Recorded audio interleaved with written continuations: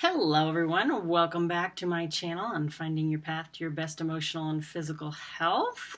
Today's session is going to be a continuation of our trauma type series, help people understand emotional reactions to childhood trauma.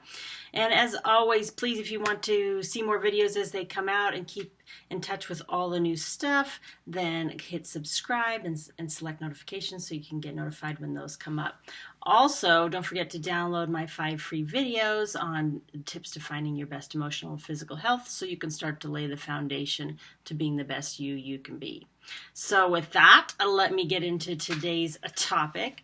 So today is the actual last of the 4 trauma types that we've been talking about. And as we've been talking about how people that are faced with kind of stress when they're in relationships, whether that be with a loved one, friends, family member, all kinds of different levels of relationship, not just a partner, but they actually get kind of anxious about that attachment because it brings up those emotional flashbacks.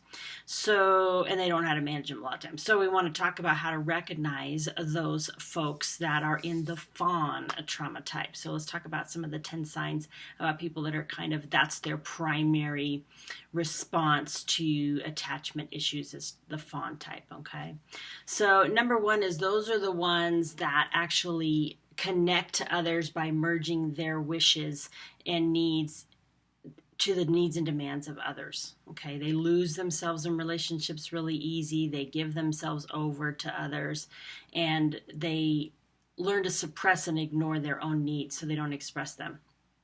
And then we'll talk about sometimes how that emerges in a different way a little bit later.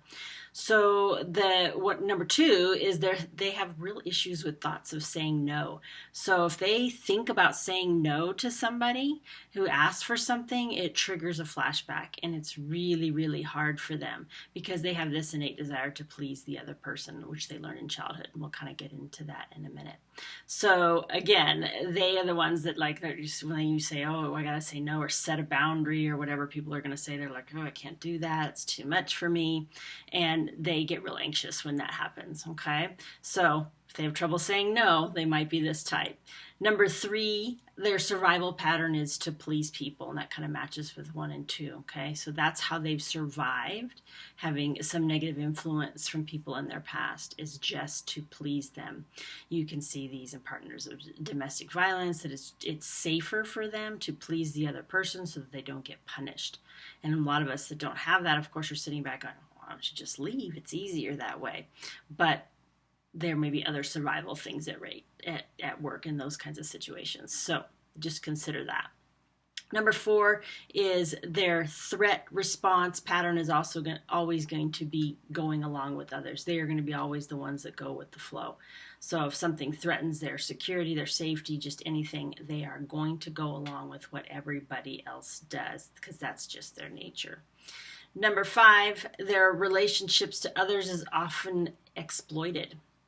And they are the ones that can actually easily be victimized. They get pulled into relationships where they're taken advantage of by others, the ones that tend to be more narcissistic or more of typically the fight trauma type, the ones that are much more likely to kind of feel the need to control others for their own security. These people fit with them well because then they go ahead and they fawn and they feed into that. They make control really easy in the relationship because it's easy for them to be controlled. So those are some of the ways they are going to relate to other people. Number 6, their decision-making style is always going to be to defer to others. They are unlikely to make decisions on their own. They're going to be the ones that have to have others help them make their decisions. So that's, you just can't tell them, hey, this is your decision to make. And you'll see that in the therapeutic process. For those of us that are doing treatment, you'll see that they won't just want to be told what to do. And they want to do what the therapist wants them to do.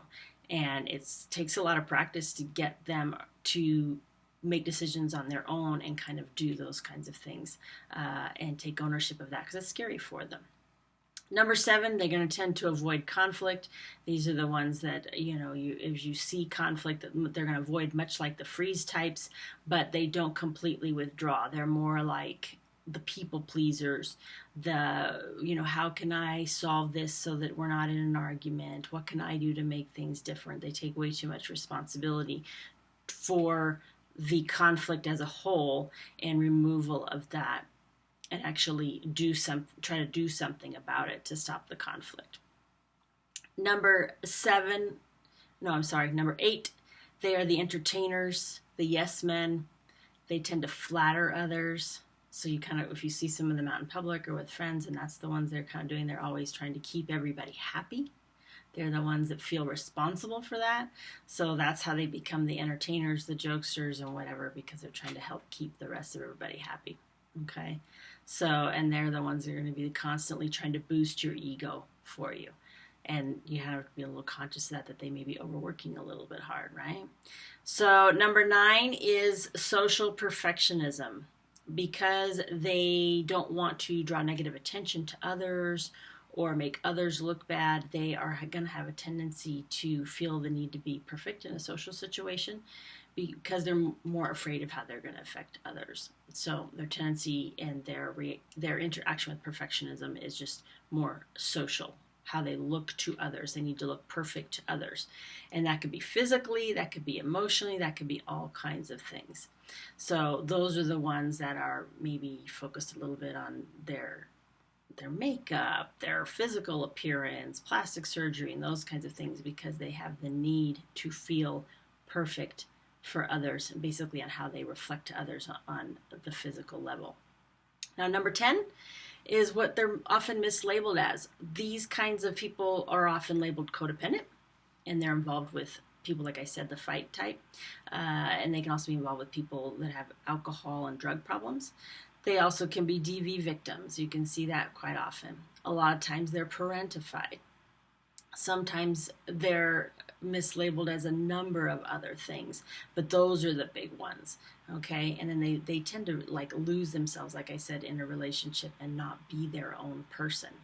So a lot of them are caregivers because that's their nature. So we kind of have to be a little bit conscious of that. And sometimes if this is your primary type, you have to actually take the time to learn to recognize what your own needs are and make sure those are being met, because if you don't, you can run into problems, and then you're going to try to get them expressed in other ways, especially if, like I said, if this is your primary response, which is quite often with people in the healing industry as well. You'll see maybe not quite to this extent, because hopefully they've done some of their own treatment, but they tend to be this type of, have this type of personality in their background. So that's all I have for you today. We'll get into some of the treatment stuff and get in a little bit more deeper probably next week. So please, if you need some personal coaching around some of these things and what the next step is, and you want to really start to work on transforming yourself in the way you are in relationships to yourself and others, please connect with me on the website and we'll get you set up. So thanks everyone, and have a great day.